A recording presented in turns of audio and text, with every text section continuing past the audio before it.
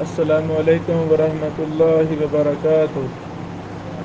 بسم اللہ والحمد للہ والصلاة والسلام علی رسول اللہ، اما بعد۔ سنن ابی داؤد حدیث نمبر 35۔ امام ابو داؤد رحمہ اللہ نے اس حدیث پر باب قائم کیا ہے، باب الاستطار فی الخلاء۔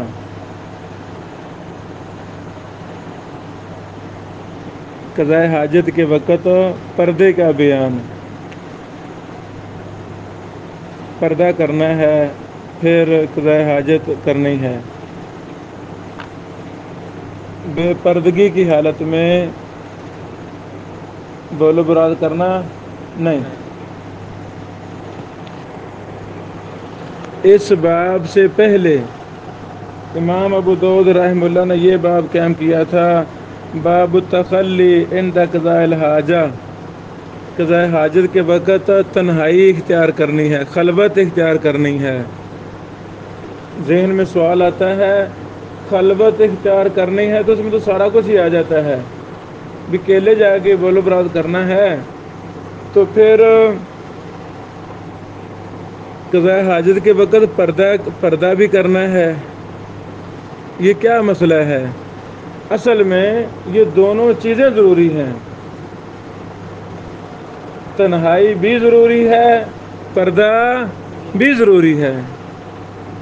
جیسے خلوت اختیار کرنی ہے بہت اچھا ضروری ہے، تو اسی طرح تنہائی اور خلوت میں پردے کا بھی اہتمام کرنا ہے۔ کوئی گزر سکتا ہے، اچانک آ سکتا ہے، 100 مسائل ہیں۔ اس لیے امام ابو داؤد رحمہ اللہ نے دونوں الگ الگ باب قائم کر کے اس مسئلے کو سمجھایا ہے، منقع کیا ہے۔ واضح؟ حدیث نمبر 35۔ قال حدثنا ابراہیم بن موسیٰ الرازی قال اخبرنا عیسیٰ بن یونس عن ثور عن الحسین الحبرانی عن ابی سعید عن ابی ہریرہ رضی اللہ تعالیٰ عنہ عن النبی صلی اللہ علیہ وسلم قال من اکتحل فلیوتر من فعل فقد احسن ومن لا فلا حرج ومن استجمر فلیوتر من فعل فقد احسن ومن لا فلا حرج ومن اکل فما تخلل فلیلفظ وما لاک بلسانہ فلیبتلع من فعل فقد احسن ومن لا فلا حرج ومن اتى الغائط فلیستتر ومن اتى الغائط فلیستتر۔ اس جملہ سے امام ابو داؤد رحمہ اللہ اس مسئلے کو اخذ کر رہے ہیں، فَإِن لَّمْ يَجِدْ إِلَّا أَن يَجْمَعَ كَثِيرًا مِّن رَمْلٍ فَلْيَسْتَدْبِرْهُ فَإِنَّ الشَّيْطَانَ يَلْعَبُ بِمَقَاعِدِ بَنِي آدَمَ مَنْ فَعَلَ فَقَدْ أَحْسَنَ وَمَن لَّا فَلَا حَرَجَ۔ واضح؟ اس حدیث کے سند میں کافی زیادہ مسائل ہیں، جس کی سند میں کافی زیادہ مسائل ہیں۔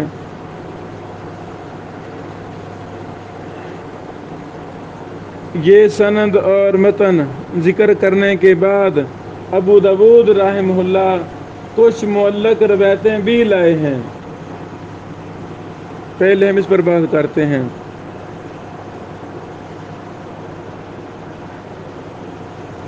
یہ سند ضعیف ہے، اس میں ایک راوی گزرا ہے حسین الحمیری۔ حسین الحمیری یہ مجہول ہے۔ یہ کیا ہے؟ مجہول ہے۔ مجہول راوی کی روایت کیا ہوتی ہے؟ ضعیف۔ اللہ اکبر۔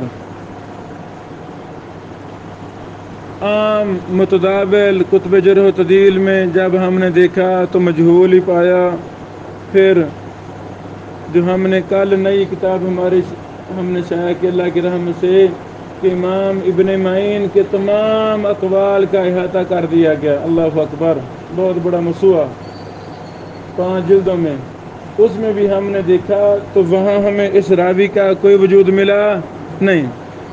پھر کتب سوالات حدیثیہ جو بہت بڑا موضوع ہے علم رجال میں، کتب سوالات کے اندر جو راویوں پر بحث ہیں محدثین کی، اس میں بھی اس راوی کا ذکر ملا نہیں۔ بہرحال یہ مجہول ہے۔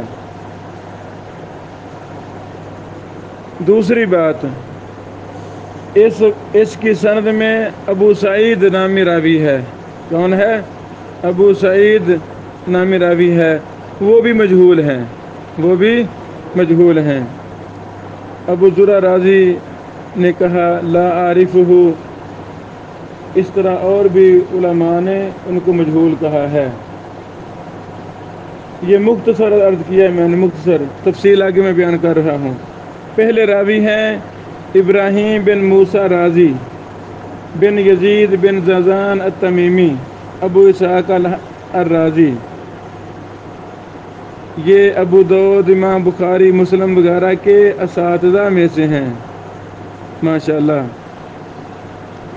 ابو زرع نے کہا ہوا اتقان من ابی بکر بن ابی شیبہ واصح حدیث منہ لا یحدث الا من کتابی۔ ابو زرع فرماتے ہیں کہ یہ امام ابو بکر بن ابی شیبہ سے بھی زیادہ پختہ ہیں، اور اس سے زیادہ حدیث، اس سے بھی ان کی حدیثیں زیادہ صحیح ہیں۔ یہ صرف کتاب سے بیان کرتے تھے، زبانی بیان کرتے تھے نہیں، صرف کتاب سے۔ ابو حاتم، امام ابو حاتم اور امام نسائی نے کہا ثقۃ۔ اچھا، اگلے راوی ہیں عیسیٰ بن یونس، ان کے حالات پیچھے گزر چکے ہیں۔ اگلے ہیں ثور بن یزید بن زیاد الکلائی ابو خالد الحمصی، ان کی کنیت ہے۔ امام ابن سعد نے کہا کان ثقۃ فی الحدیث، یہ حدیث میں ثقہ تھے۔ وَيُقَالُ أَنَّهُ كَانَ قَدَرِيًّا، اور یہ بھی کہا گیا ہے کہ یہ قدری تھے۔ امام احمد صاحب نے کہا، احمد بن حنبل رحمہ اللہ نے، کان ثقۃ، یہ ثقہ ہیں۔ امام ابن معین نے کہا یہ میرے ہاں ثقہ ہیں۔ امام وکیع نے کہا کان صحیح الحدیث، ان کی حدیث صحیح ہے۔ آپ 50 ہجری یا 53 ہجری میں بیت المقدس میں فوت ہوئے۔ اگلے راوی ہیں الحسین الحبرانی۔ اچھا، حسین حبرانی یا حسین الحمیری، یا حسین الحمیری۔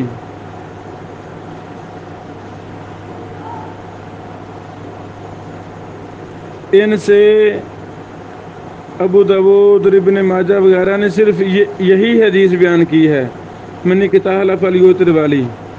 امام ذہبی صاحب نے کہا کہ یہ مجہول ہیں۔ اگلے راوی ہیں ابو سعید الحبرانی الحمیری الحمصی، ان کو ابو سعد الخیر الانماری بھی کہا گیا ہے۔ بعض نے کہا کہ یہ دو ہیں، بعض نے کہا کہ یہ ایک ہی ہیں۔ امام ابو زرع رازی نے فرمایا میں ان کو نہیں جانتا، میں ان کو نہیں جانتا۔ امام ابن حبان رحمہ اللہ نے ان کو ثقات میں ذکر کیا ہے، ثقات میں ذکر کیا ہے۔ اس کے بعد راوی ہیں سیدنا ابو ہریرہ رضی اللہ تعالیٰ عنہ۔ واضح؟ اچھا، شیخ البانی رحمہ اللہ نے ضعیف ابو داؤد العلوم میں اس پر مفصل بات کی ہے، جلد 1 صفحہ نمبر 25 ہے، جلد 1 صفحہ نمبر 25 ہے۔ شیخ البانی صاحب رحمہ اللہ نے اس کو 2 وجہ سے ضعیف قرار دیا ہے۔ پہلے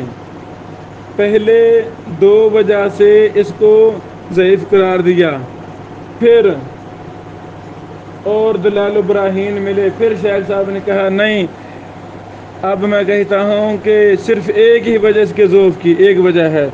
پہلے 2 ضعف کی وجہ کون سی بیان کی؟ پہلی وجہ کہ اس میں حسین الحمیری مجہول ہے، دوسری وجہ ابو سعید مجہول ہے، ابو سعید مجہول ہے۔ اچھا، پھر شیخ البانی صاحب رحمہ اللہ نے اس میں بات کی کہ اس حدیث کا دار و مدار ابو سعد الحبرانی الحمصی پر ہے۔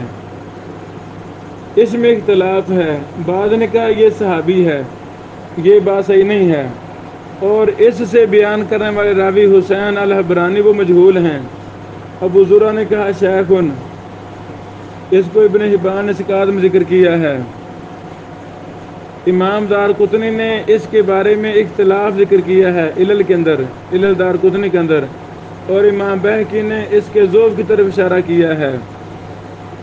انہوں نے اس حدیث کو ذکر کرنے کے بعد کہا وَهَذَا إِنْ صَحَّ فَإِنَّمَا أَرَادَ وَاللَّهُ أَعْلَمُ وِتْرًا يَكُونُ بَعْدَ الثَّلَاثِ وَلَا يُغْتَرَّ بِتَعَقُّبِ ابْنِ تُرْكْمَانٍ لَهُ بِقَوْلِهِ قُلْتُ أَخْرَجَ ابْنُ حِبَّانَ فِي صَحِيحِهِ لِأَنَّ ابْنَ حِبَّانَ إِنَّمَا رواه من طريق المجهول الذي تفرده بتوثيق كما سبق ولا بقول النبوي في المجموع وهو حديث حسن۔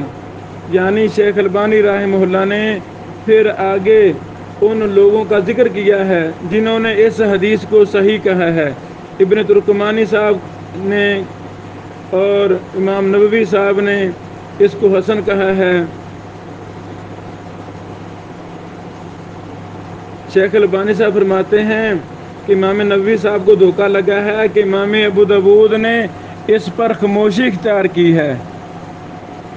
شروع میں بات کی تھی نا کہ جس پر امام ابو داؤد خاموشی اختیار کریں تو بعض علماء کے ہاں وہ حدیث حسن درجے کی ہوتی ہے، تو یہ بات درست نہیں ہے۔ اچھا، یہ شیخ البانی رحمہ اللہ نے اس پر بحث کی ضعیف ابو داؤد علوم کے اندر۔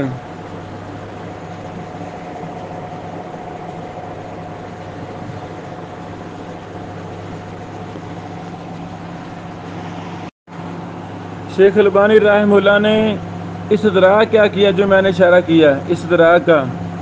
شیخ البانی صاحب فرماتے ہیں ثم استدرکت فقلت ان علت الحدیث ہی جہالت حسین فقط۔ پھر میں نے اپنی تحقیق پر استدراک کیا، مجھے اور فوائد ملے، میں نے تحقیق کی، تو اب کیا کہتا ہوں کہ حدیث کی علت صرف حسین کی جہالت ہے، حسین کی جہالت ہے۔ وَأَمَّا شَيْخُهُ ابو سعید الخیر، رہے حسین کے استاد ابو سعید الخیر، فَهُوَ صحابی، وہ صحابی ہیں، كما صرح به المؤلف وغیرہ، جس طرح ابو داؤد رحمہ اللہ نے اس کی صراحت کی ہے۔ واضح۔ پھر شیخ صاحب فرماتے ہیں مجھے اشتباہ لگ گیا تھا چونکہ بعض نے ابو سعید کی وجہ سے اس حدیث کو معلول قرار دیا ہے اور وہ مجہول ہیں، اس پر بھی شیخ البانی صاحب رحمہ اللہ نے تفصیل کے ساتھ لکھا ہے۔ پھر شیخ البانی رحمہ اللہ فرماتے ہیں وَقَدْ رَأَيْتُ فِي تَخْرِيجِ الْحَدِيثِ أَنَّ أَحَدًا لَمْ يَقُلْ فِيهِ الْحَبْرَانِي، میں نے حدیث کی تخریج میں دیکھا تو کسی نے بھی اس بات کی وضاحت نہیں کی، کسی نے ان کو حبرانی نہیں کہا، بلکہ ہر کسی نے منسوب کیا ہے الخیر کی طرف۔ کس کی طرف؟ الخیر کی طرف۔ حافظ ابن حجر صاحب نے تہذیب و تہذیب میں لکھا ہے میں کہتا ہوں درست بات یہ ہے التفریق بینہما، ان دونوں کے درمیان تفریق کریں گے۔ فقد نص علی کون ابی سعید الخیر صحابیا، ابو سعید الخیر کے صحابی ہونے پر نص بیان کی ہے البخاری و ابو حاتم و ابن حبان والبغوی و ابن کان و جماعہ، امام بخاری، ابو حاتم، ابن حبان، بغوی، ابن کانے اور ایک جماعت نے ابو سعید الخیر کو صحابی کہا ہے۔ واضح، ابو سعید الخیر کیا ہے؟ صحابی ہے۔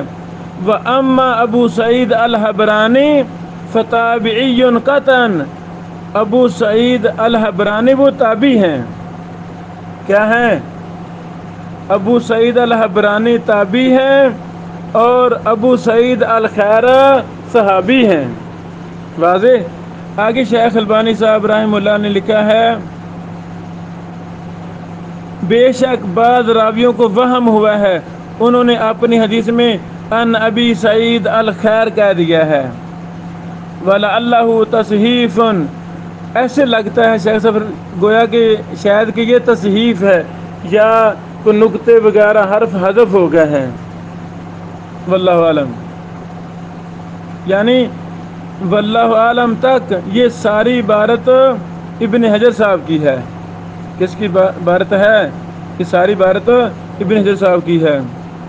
شیخ البانی صاحب ابن حجر صاحب کی عبارت پر تبصرہ کرتے ہیں، قلتو، اگرچہ بعض راویوں نے حسین الحمیری یعنی انکانا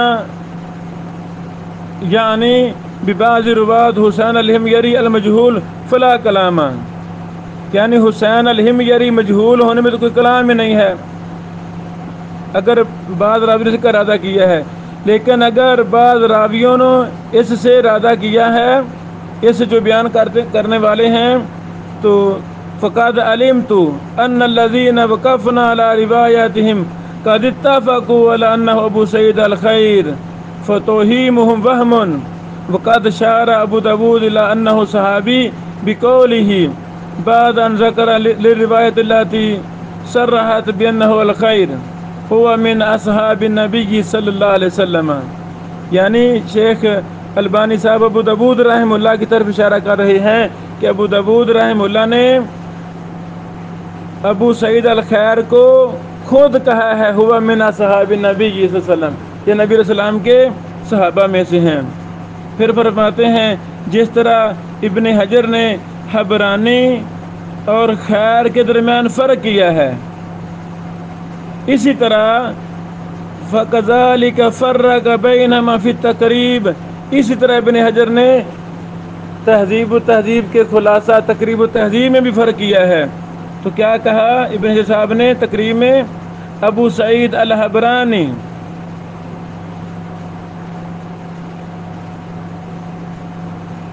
اسمہ زیاد وکیل عامر وکیل عمر مجہول من الثالثہ، ابو سعید الحبرانی یا الحبرانی یہ مجہول ہے۔ اگلا راوی ابو سعید الخیر، ابو سعید الخیر الانماری صحابی لہو حدیث، یہ صحابی ہیں، اس کی حدیث ہے۔ وقد وہم من خالطہ بالذی قبلہ، اس شخص کو اس محدث کو وہم ہوا ہے جس نے اس کو پچھلے کے ساتھ ملا دیا ہے، خلط مرد کر دیا ہے، اور اسے بھی وہم ہوا ہے جس نے اس کو پہلے کے ساتھ تصحیف کر دیا ہے۔ اللہ اکبر، سمجھا گی بات؟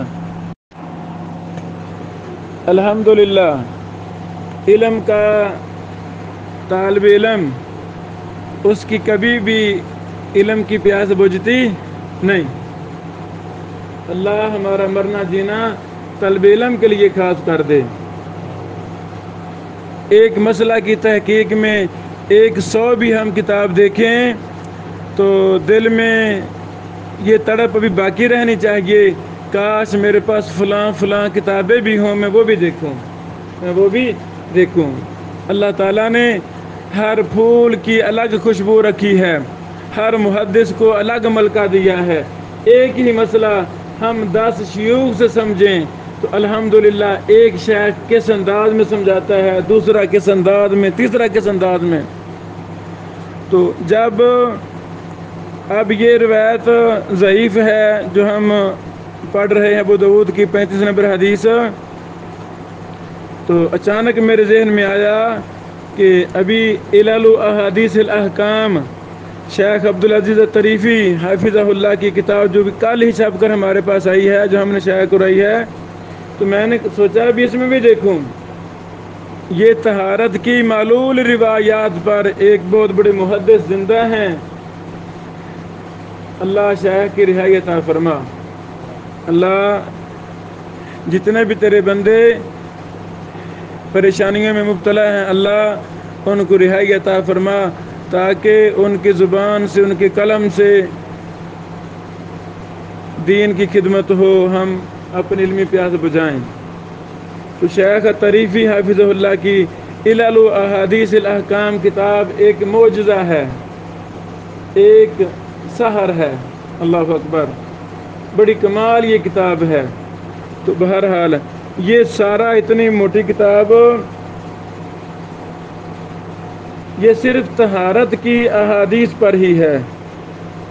اس میں شیخ صاحب نے 149 طہارت کی معلول روایات پر دراسہ کیا ہے اور کمال کر دیا ہے۔ تو جب ہم نے حدیث نمبر 35 ابو داؤد یہاں دیکھی تو ہمیں یہ مل گئی، جہاں اس پر بھی بحث کی ہے شیخ نے۔ یہ حدیث نمبر 81 لائے ہیں علل و حدیث الاحکام میں، صفحہ 366 تا 370، اسی مسئلے پر، اسی حدیث پر بحث ہے۔ اچھا، اب ایک ہی چیز کو ہر عالم، ہر محدث ایک نئے انداز میں سمجھاتا ہے۔ تو شیخ صاحب نے بڑے احسن انداز کے ساتھ اس حدیث کو حل کیا ہے، اس کی سندوں پر دراسہ کیا ہے۔ اس میں مزید وہ فوائد ہیں جو ہمیں شیخ البانی رحمہ اللہ کی کتاب میں نہیں ملے، دیگر شعیب برنوت وغیرہ وغیرہ، ہمیں ان کی تحقیق میں وہ فوائد نہیں ملے جو ہمیں یہاں مل رہے ہیں۔ کچھ کی طرف میں اشارہ کرنا چاہتا ہوں۔ اللہ اکبر۔ شیخ طریفی صاحب حافظہ اللہ لکھتے ہیں کہ اس حدیث میں 2 جگہ اختلاف ہے، 2 جگہ اختلاف ہے۔ پہلا، فی نسبت حسین، حسین کی نسبت میں، توجہ کرنا ذرا، توجہ کرنا، حسین کی نسبت میں اختلاف ہے۔ فتارتن یقال الحبرانی وتارتن الحمیری وتارتن الحرانی وتارتن الحرابی۔ شیخ طریفی صاحب کہتے ہیں حسین کی نسبت میں اختلاف ہے، کبھی ان کو حبرانی کہا گیا ہے، کبھی ہمیری، کبھی حرانی، کبھی حرابی۔ اور چاروں کے نیچے حوالے دیے ہوئے ہیں کہ الحبرانی ابو داؤد طبرانی وغیرہ کی روایت میں ہے، الحمیری یہ ابن ماجہ کی حدیث میں ہے 337 میں، اور الحرانی شعب الایمان بہقی کی حدیث 5652 میں ہے، اور الحرابی التمہید ابن عبد البر میں ہے جلد 11 صفحہ 17۔ واضح؟ یہ پہلا فائدہ جو ہمیں کہیں اور ملا نہیں، یہاں ملا۔ دوسرا فائدہ، اختلاف کی جگہ پھر راوی عن ابی ہریرہ، ابو ہریرہ سے جو راوی بیان کرنے والے ہیں، کبھی کہا گیا ابو سعید، کبھی کہا گیا ابو سعید الخیر، اور کبھی کہا گیا ابو سعد الخیر۔ کبھی ابو سعید ابو داؤد میں کہا گیا، کبھی ابو سعید الخیر کہا گیا ابن ماجہ کی روایت 337 میں، اور کبھی ابو سعد الخیر یہ بھی ابن ماجہ حدیث نمبر 3498 میں کہا گیا۔ میرے عزیزو، یہ جو ہم بارہا کہتے ہیں سندوں کو جمع کرنا ہے، تو جب سندوں کو جمع کریں گے، زیادہ سے زیادہ سندوں کو جمع کریں گے، اس طرح کا اختلاف ہمیں ملے گا۔ فلاں سند میں یہ راوی کو کہا گیا ہے، فلاں میں یہ، فلاں میں یہ، تو سندیں اکٹھے ہی نہیں کریں گے تو ہمیں شرح صدر ہوگی نہیں، ہم ایک چیز کو لے کر بیٹھ جائیں گے۔ آگے شیخ طریفی صاحب لکھتے ہیں حسین مستور الحال، مستور ہے، مجہول ہے۔ ابو ذر ابو حاتم نے کہا شیخن، لفظ شیخ نہ جرح ہے نہ تعدیل ہے، لفظ شیخ نہ جرح ہے نہ تعدیل ہے۔ وقال یعقوب بن سفیان نے کہا لا اعلم الا خیرن، میں ان میں خیر ہی جانتا ہوں۔ اشبیلی صاحب نے کہا لیس بالقوی۔ ذہبی صاحب نے کہا لا یعرف فی زمن تابعین۔ ابن حبان نے الثقات میں ذکر کیا ہے اور اس کی کنیت ابو سعید لکھی ہے۔ اللہ اکبر۔ اس کے بعد شیخ طریفی صاحب ابو سعید پر بات شروع کر رہے ہیں، توجہ کرنا، ابو سعید پر، اللہ اکبر۔ یعنی ایسے ہی ہمیں لگا یہ حدیث کی، یہ علل کی کتاب شیخ طریفی صاحب کی اس حدیث کو پڑھ کر جیسے اس اللہ کے بندے کے سامنے تمام کتب جرح و تعدیل، تمام کتب حدیث، تمام کتب علل سب کی سب کھلی پڑی ہیں، اور ایک ایک چیز کو وہاں چن چن کر لکھتے جا رہے ہیں. یعنی وہ کچھ لکھا، وہ کچھ جمع کر دیا ڈیٹا جو عام ہمیں کتب تخریج میں ملتا نہیں. لکھتے ہیں ابو سعید یا ابو سعد، یہ ابو ہریرہ سے بیان کرنے راوی ہیں، ان کے مرتبے میں اختلاف کیا گیا ہے. ابن حبان نے 3 جگہوں پر اس نسبت کے ساتھ حالات لکھے ہیں. ابن حبان نے 3 جگہوں پر، پہلی جگہ صحابہ، ابن حبان نے کہا سعد بن عمارہ ابو سعید الزرقی الانصاری، کہا گیا ہے کہ ابو سعید کا نام عمارہ بن سعد ہے. والاول صح، پہلی زیادہ بات صحیح ہے. اور ان کو کہا گیا ہے ابو سعید الخیر. دوسری جگہ اسکاد میں، دوسری جگہ بھی صحابہ میں ذکر کیا ہے. ابن حبان صاحب نے کہا عمر بن سعد ابو سعد الخیر لہو صحبہ، ابو سعد الخیر یہ صحابی ہیں. کہا کہ ان کا نام عامر بن سعد بن مسعود ہے. تیسری جگہ تابعین میں، یعنی ابن حبان کی اسکات میں اس راوی کو 3 جگہ ذکر کیا گیا ہے. 2 جگہ صحابی میں، صحابہ میں، 1 جگہ تابعی میں، تابعین میں. تیسری جگہ تابعین میں کہا ابو سعد الخیر، یہ ابو ہریرہ سے روایت کرتے ہیں، اس سے حسین بن عبد الرحمن الحمیری بیان کرتے ہیں. اللہ رحم فرمائے محدثین پر. ہمارے دل الحمدللہ ہر محدث کے سے محبت سے لبریز ہیں. ہمیں ان محدثین نے ہی چلنا سکھایا ہے. اللہ کی قسم یہ سورج اور چاند ہیں محدثین، جو طلبہ کو علم حدیث میں رستے دکھلاتے ہیں. دیگر جتنے بھی ہم نے کتابیں پڑھی، شروحات، تخریجات وغیرہ وغیرہ، سب نے بس یہی ذکر کیا ذکر اپنے بنفی سے کہا. بس یہ پہلی کتاب ہے میرے مطالعہ میں علل و حدیث الاحکام شیخ طریفی صاحب کی. یہ فرما رہے ہیں ابن حبان صاحب نے الثقات میں 3 جگہ اس کا ذکر کیا ہے. 2 جگہ صحابہ میں، 1 جگہ تابعین میں. آگے فرماتے ہیں وذکرہ فی الصحابہ، اس کو ذکر کیا صحابہ میں. ابن سعد نے، ابو داود نے، ابن ابی عاصم نے، ابن قانے نے، ابن مندہ نے، ابو نعیم نے، ابن عبد البر وغیرہ نے، یہ سب نے ان کو کیا کہا ہے؟ صحابی کہا ہے. نیچے سارے حوالے لکھے ہوئے ہیں. اچھا، محدث فصوی نے تاریخ میں، اپنی تاریخ میں ان کو اہل شام کے تابعین میں شمار کیا ہے. یہ تابعی ہیں. اچھا، ابو زرع نے ان کو نہیں پہچانا. ابن ابی حاتم کہتے ہیں میں نے ابو زرع سے سوال کیا ان کے بارے میں، انہوں نے کہا میں نہیں جانتا، میں نہیں جانتا. میں نے کہا لاقی ابا ہریرہ، کیا یہ ابو ہریرہ کو ملے ہیں؟ انہوں نے کہا الا ھذا یوضح،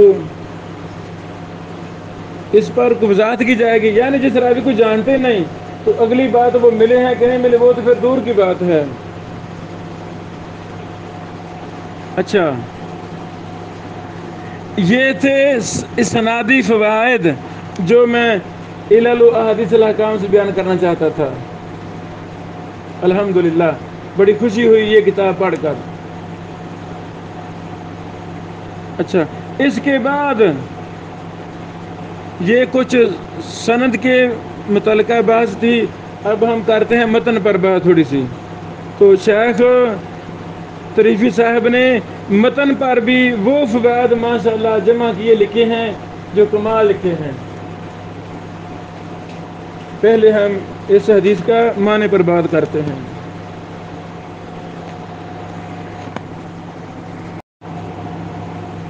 حدیث نمبر 35 کی سند پر ہم نے بات کی. خلاصہ یہی ہے کہ حسین الحبرانی نامی راوی مجہول ہے، جس کی وجہ سے یہ حدیث ضعیف ہے۔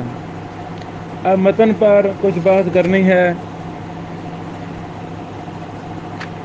رسول اللہ صلی اللہ علیہ وسلم نے فرمایا من اکتحل فلیوتر، جو سرما لگائے، آنکھوں میں سرما استعمال کرے، چاہیے کہ وہ طاق استعمال کرے۔ کیا کرے؟ طاق استعمال، جفت نہ کرے، طاق استعمال کرے۔ من فعل فقد احسن، جس نے یہ کیا اس نے اچھا کیا۔ ومن لا فلا حرج، جس نے ایسے نہ کیا تو کوئی حرج نہیں ہے۔ ومن استجمر فلیوتر، جو استنجا میں ڈیلے استعمال کرے، چاہیے کہ طاق استعمال کرے۔ من فعل، جس نے ایسا کیا، فقد احسن، اس نے بہت اچھا کیا۔ ومن لا فلا حرج، جس نے ایسے نہ کیا تو کوئی حرج نہیں ہے۔ فمن اکل، جس نے کچھ کھایا، فما تخلل، پھر جو اس نے خلال کیا، فلیلفظ، چاہیے کہ جو بھی کھانے کے ذرات وغیرہ گوشت کے کھانے کے منہ میں دانتوں میں پھنسے ہوئے ہیں ان کو باہر نکال دے۔ فلیلفظ میں نا پھینک دے، لفظ کا میں نا پھینکنا، باہر پھینک دے۔ وما لا بلسانہ، اور جو زبان کے ساتھ ہی ذرات وغیرہ نکالے دانتوں سے، ہے نا، زبان سے ہی کوئی چیز نکالے، فلیبتلع، اسے چاہیے کہ نگل لے۔ من فعل، جس نے ایسا کیا، فقد احسن، اس نے اچھا کیا۔ ومن لا فلا حرج، جس نے ایسے نہ کیا تو کوئی حرج نہیں ہے۔ ومن اتی الغائط، جو قضاء حاجت کی طرف آیا، فلیستتر، چاہیے کہ پردہ کرے۔ فإن لم یجد، اگر وہ پردہ نہ پائے، دیوار نہ پائے، کپڑا نہ پائے، الا ان یجمع کثیبا من رمل، تو اسے چاہیے وہ ریت کی ڈیری بنا لے، ریت کو اکٹھا کر کے، کنکریاں اکٹھا کر کے ڈیری بنا لے۔ فلیستدبرہ، اس کی طرف پیٹھ کر لے۔ فإن الشیطان، بے شک شیطان کھیلتا ہے بنی آدم کی شرمگاہوں کے ساتھ، یعنی پردہ کو نہ کو کرے، ضرور کرے پردہ۔ من فعل، جس نے ایسے کیا، فقد احسن، اس نے بہت اچھا کیا۔ ومن لا فلا حرج، جس نے ایسے نہ کیا اس میں کوئی حرج نہیں ہے۔ میرے عزیزو، یہ ہے متن حدیث کا ترجمہ۔ اب اس حدیث کے متن پر جو شیخ طریفی صاحب نے اپنی کتاب علل احادیث الاحکام میں بحث کی ہے، وہ بڑی زبردست بحث ہے، بڑے فوائد ہیں متن کے حوالہ سے، اس میں بیان کرتا ہوں۔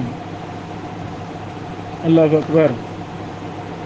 شیخ طریفی صاحب حافظہ اللہ صفحہ نمبر 369 میں لکھتے ہیں، وَرَوَاهُ أَحْمَدُ عَنْ ابْنِ لَهِيَّةَ عَنْ أَبِي يُونُسَ وَالْأَعْرَجِ عَنْ أَبِي هُرَيْرَةَ أَنَّ الرَّسُولَ صَلَّى اللَّهُ عليه وسلم قَالَ إِذَا اكْتَحَلَ أَحَدُكُمْ فَلْيَكْتَحِلْ وِتْرًا، جب کوئی سرما استعمال کرے تو طاق استعمال کرے۔ وَإِذَا اسْتَجْمَرَ فَلْيَسْتَجْمِرْ وِتْرًا، جب ڈیرے استعمال کرے تو طاق استعمال کرے۔ پھر لکھتے ہیں شیخ صاحب، وَرِوَایَةُ الْأَعْرَجِ مُخْتَصَرَةٌ بِذِكْرِ أَوَّلِهِ فَقَط، جو اعرج کی روایت ہے یہ مختصر ہے اس کے پہلے حصے کے ذکر کے ساتھ، بس اس میں ابن لہیہ ضعیف ہے۔ اچھا، پھر فرماتے ہیں وَرَوَى بَعْضُهُ الطَّبْرَانِي، بعض اس حدیث کے لفظوں کو طبری نے تہذیب الاثار میں ذکر کیا ہے۔ من حدیث یحییٰ بن ابی بکیر عن حسام بن مسک قال حدثنا عطاء بن ابی رباح عن ابی ہریرہ قال قال رسول اللہ صلی اللہ علیہ وسلم اذا اکتحلتم فاکتحلوا وطرا۔ اچھا، شیخ صاحب فرماتے ہیں حسام بن مسک لیسا بشیء، یہ بھی ضعیف راوی ہے۔ وروی موقوفا علی ابی ہریرہ۔ پھر شیخ صاحب لکھتے ہیں نیچے وَرَوَاهُ ابْنُ أَبِي شَيْبَةَ فِي الْمُصَنَّفِ مِنْ طَرِيقِ مالك بن مغول عن ابي معشر عن ابي المغيرة عن ابي هريرة قال من اكتحل فليوتر۔ پھر لکھتے ہیں وجاء عن عقبة بن عامر رواه احمد والطبراني ومداره على ابن لہیہ، اس سند کا دارمدار ابن لہیہ پر ہے۔ پھر فرماتے ہیں وقد جال اکتحال وطرن، جب سرمہ استعمال کرنا ہے، تاک استعمال کرنا ہے، یہ ایک جماعت سے حدیثیں آئی ہیں۔ انس سے حدیث آئی ہے، جیسے بازار تمام اور بہقی نے شعب میں ذکر کیا ہے کہ سندوں سے ابن عباس سے یہ حدیث آئی ہے، مسند احمد ابن ماجہ طبرانی وکالی وغیرہ میں کے سندوں سے ہے۔ اسی طرح ابن عمر سے روایت بھی آئی ہے کہ من اکتحل فلیوتر۔ اچھا، یہ شیخ طریفی صاحب لکھتے ہیں وَجَمِيعُهَا لَا تَخْلُو مِنْ إِلَّا، جس بھی حدیث میں من اکتحل فلیوتر لفظ آئے ہیں کوئی بھی علت سے خالی نہیں ہے۔ یہ بڑا ہی اہم فائدہ شیخ صاحب طریفی صاحب حافظہ اللہ نے اس حدیث کی تمام سندوں پر اختصار کے ساتھ دراسہ کر دیا کہ من اکتحل فلیوتر جتنے بھی سندوں میں آتا ہے یہ ثابت نہیں ہے۔ شیخ البانی رحمہ اللہ نے سلسلہ احادیث ضعیفہ میں اس حدیث پر بحث کی ہے، سلسلہ حدیث ضعیفہ میں اسی حدیث پر بحث کی، اور وہاں وَإِذَا اسْتَجْمَرَ فَلْيُوتِرْ پر بحث کی۔ شیخ البانی رحمہ اللہ نے پہلے امام بہقی رحمہ اللہ کی ایک تعویل ذکر کی ہے اسی مسئلہ میں، توجہ کرنا۔ پہلی بات، امام بہقی رحمہ اللہ نے بھی اس حدیث کے ضعف کی طرف اشارہ کیا ہے۔ کیا کہا؟ وَهَذَا إِنْ صَحَّ، یہ حدیث اگر صحیح ثابت ہو، فَإِنَّمَا أَرَادَ، اس میں نبی پاک علیہ السلام نے یہ ارادہ کیا، واللہ عالم، وطرن یکون بعد ثلاثن، یہ جو طاق ہے نا، طاق، تو یہ طاق ہے 3 استعمال کرنے کے بعد، یہ طویل ذکر کی ہے۔ شیخ البانی صاحب رحمہ اللہ اس پر تبصرہ کرتے ہیں، اللہ اکبر، وَإِنَّمَا حَمَلَهُ عَلَى هَذَا التَّأْوِيلُ أَحَادِيثُ كَثِيرَةٌ تَدُلُّ عَلَى وُجُوبِ الاستنجاء بثلاثة أحجار وَالنَّهْيُ عَنِ الاستنجاء بأقل من ذلك كحديث سلمان رضی اللہ تعالیٰ عنہ قال وَنَهَانَا صلی اللہ علیہ وسلم ان يستنجي أحدنا بأقل من 3 أحجار رواه مسلم وغیرہ۔ شیخ البانی صاحب فرماتے ہیں کہ نبی علیہ الصلوۃ والسلام نے 3 سے کم ڈیلوں کے ساتھ استنجا کرنے سے منع کیا ہے۔ واضح؟ تو 3 ڈیلوں سے استنجا کرنا واجب ہے، اس پر بے شمار حدیث دلالت کرتی ہیں۔ تو پھر شیخ البانی صاحب رحمہ اللہ امام بہقی رحمہ اللہ کی تعویل کہ اگر یہ صحیح ہے تو یہ 3 کے بعد طاق مراد ہیں، اس کا رد کرتے ہیں۔ شیخ البانی رحمہ اللہ فرماتے ہیں ولا وجب تعویل بما ذکر البہقی ولكني اقول لا حاجة بنا الى مثل هذا التعویل بعدما تبين له ضعفه وتفرد ذلك المجهول به، یعنی ہم اس طویل کی طرف نہیں جائیں گے، کیونکہ اس کا ضعف ہمارے ہاں واضح ہو گیا ہے کہ یہ ضعیف روایت ہے، اس میں ایک مجہول راوی منفرد ہے، بات ختم ہوئی۔ یعنی بڑا اچھا فائدہ شیخ البانی رحمہ اللہ نے یہاں ذکر کیا ہے استنجا کے حوالہ سے، اور امام بہقی رحمہ اللہ کی جو طویل تھی اس کا رد کیا شیخ البانی رحمہ اللہ نے، اور ایک ہی فائدہ ہمیں علل و احادیث الاحکام طریفی سے مل گیا۔ تو جو میں نے شروع میں جملہ بولا کہ طالب علم اللہ کریم ہمیں سچا طالب علم بنا دے، تو بیٹو طالب علم کی پیاس بجھتی نہیں، ہمارے سارے اساتذہ ہی ماشاءاللہ اولیاء ہم نے پائے، اللہ سے ڈرنے والے، علم و تقوی کے پہاڑ، تمام اساتذہ ہم نے ایسے پائے الحمدللہ۔ انہی شیوخ میں سے، ہمارے کبار شیوخ میں سے فضیلت الشیخ شیخ الاسلام ہمارے دور کے حافظ مسعود عالم ماشاءاللہ حافظہ اللہ، ہم نے شیخ محترم سے عقیدہ پڑھا، منہج پڑھا، تفسیر پڑھی، کیا کمال، اللہ اکبر۔ ایسے سمندر ہے علم کے، منہج کے، عقیدہ کے، تفسیر کے امام ہیں، جس کا کوئی کنارہ نہیں ہے۔ شیخ محترم ہمیں کلاس میں مرکز تربیت اسلامیہ میں یہ نصیحتیں کرتے سمجھاتے، بیٹو طالب علم شہد کی مکھی کی طرح ہونا چاہیے، طالب علم شہد کی مکھی کی طرح ہونا چاہیے۔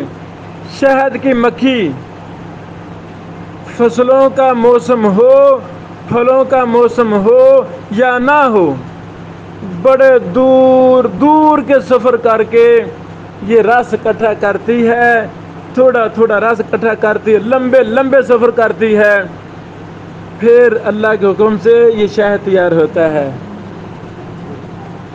یعنی استاد محترم میں کہتے بیٹو شہد کی مکھی بن جاؤ، علم کی تلاش میں نکلو، گھروں کو بھول جاؤ، سمندروں کو کراس کر لو، پہاڑوں کو کراس کرنا پڑے کر جاؤ، ریت کے ٹیلے کراس کرنے پڑے کر جاؤ، شہد کی مکھی کی طرح علم اکٹھا کرو، جہاں سے کچھ ملتا ہے فائدہ لے لو، پھر اس علم کے موتیوں کو آگے شیئر کرو، اللہ تعالیٰ زندگی میں برکت ڈال دے گا۔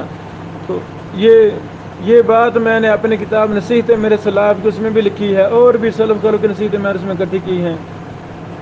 تو اللہ تعالیٰ ہمیں سچا طالب علم بنا دے، تو جتنا زیادہ ہمارا مطالعہ ہوگا اتنے زیادہ فوائد ہم اکٹھے کریں گے، خیر و برکت ہمارے اندر زیادہ آئے گی۔ جب ہم کسی بڑے سے بڑے محدث کی کتاب کا مطالعہ کرتے ہیں، مجھے تو ایسے لگتا ہے جیسے میں ان کے سامنے بیٹھ کر پڑھ رہا ہوں۔ تو ہم ابن تیمیہ رحمہ اللہ، شیخ الاسلام ابن تیمیہ کو لازم پکڑیں، ابن قیم کو لازم پکڑیں، ابن رجب کو لازم پکڑیں، شیخ البانی صاحب کو لازم پکڑیں، امام مولوی یمانی صاحب کو لازم پکڑیں، جتنے کبار محدثین پہلوں بعد والوں میں گزرے ہیں سب کو لازم پکڑیں، اہم محدثین کو لازم پکڑیں، میرے استاد شیخ اسری صاحب ہیں ان کی کتابوں کو لازم پکڑیں، بڑا کچھ ملے گا، بڑا کچھ ملے گا۔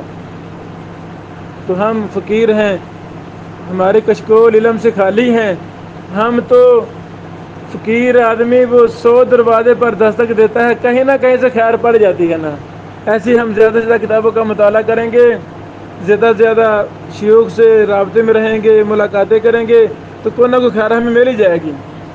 بارک اللہ فیکم۔